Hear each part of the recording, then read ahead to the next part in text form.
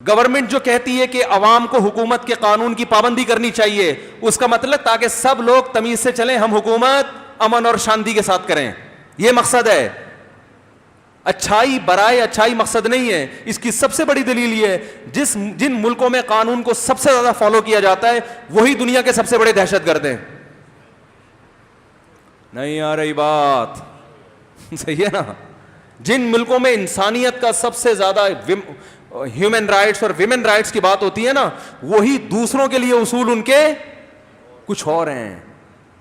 وہ سارے رائٹس جب کسی اور کنٹری پہ وہ اٹیک کرتے ہیں، اٹیک کرنا بھی انلیگل، اور اٹیک کرنے کے جو بم استعمال ہو رہے ہیں وہ بھی سارے کیا ہیں؟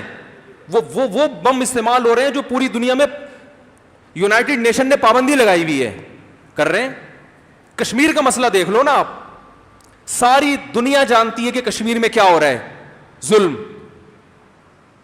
اور اقوام متحدہ میں کشمیریوں کے حق میں ہمیشہ ووٹ جاتا ہے۔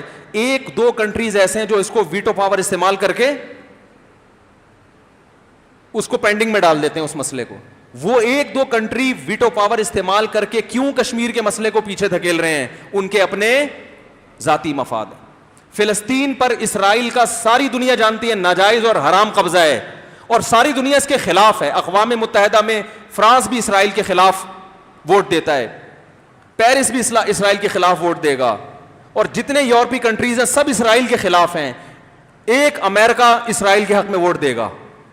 آ رہی ہے بات سمجھ میں؟ حالانکہ یہ اسے خود پتا ہے کہ میں کیا کر رہا ہوں، اور اس کی وجہ سے آج تک اسرائیل کا مسئلہ حل ہونے کا نام نہیں لے رہا۔ تو بھائی آپ جب مینر سکھا رہے ہو دنیا کو، تو یہ آپ کے لیے کہاں گئے؟